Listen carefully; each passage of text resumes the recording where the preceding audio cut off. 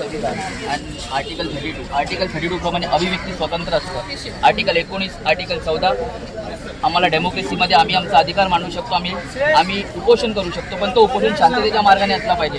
Article 19, article 14 प्रमाणे। पण तुम्ही जर पाहत असाल लाठीचार्ज केला, लाठीचार्ज जो झाला ना तो कायद्याप्रमाणे लाठीचार्ज कमरेच्या खाली केला जातो, पण तो लाठीचार्ज दिल्लीमध्ये जंतर मंतरला मुलांची डोकी फोडली गेली, अनेक महिलांचे कपडे फाडले गेले आणि मग त्यांना हातपाय तोडले गेले। हा लाठीचार्ज पोलिसांचा पण असू शकतो या काही दहशतवादी लोकांचा सुद्धा असू शकतो।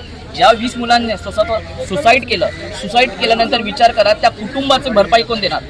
या देशातले शिक्षण मंत्री धर्मेंद्र प्रधान त्यांची मुलगी देशाच्या बाहेर जाऊन शिकते, या देशातले गृहमंत्री त्यांचं कुटुंब देशाच्या बाहेर आहे, या महाराष्ट्रातले मुख्यमंत्री त्यांची मुलगी ज्या गोष्टींवर डिस्कशन चालू आहे आम्हाला काही घेणं नाही, आम्ही आमच्या हक्कासाठी उभं आहोत। राजकीय म्हणून आम्ही बोलत नाही आहोत। ही जी सही चालू आहे ना ही सही लोकांच्या येणाऱ्या पिढीच्या हक्कासाठी आहे।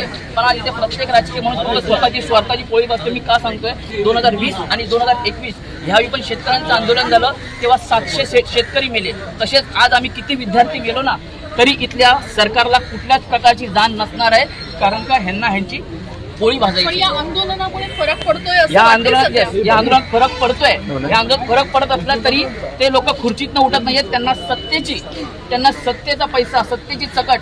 10 वर्ष तुम्ही सत्तेत बसा, 5 वर्ष आम्ही बसणार आणि फक्त जनतेचा पैसा खायचा। आम्ही साधी 10 रुपयाची कोलगेट किंवा ब्रश तरी घेतो ना त्या टॅक्सवर या सरकारला आम्ही आमचा पैसा देतो, पण युवकाचं डोकं फोडलं जातं। तुम्ही चेक करा संविधानाच्या मान्यतेपासून जो लाठीचार्ज केला जातो ना, लाठीचार्ज कमरेच्या खाली केला जातो, अक्षरशः त्या मुलांच्या हातपाय तोडले जातात। तो मुलगा आज चालत नाही, मुलं जी गेलेत ना त्या घरात जाऊन आम्ही एकाच्या पाहिलं, त्याचं नाव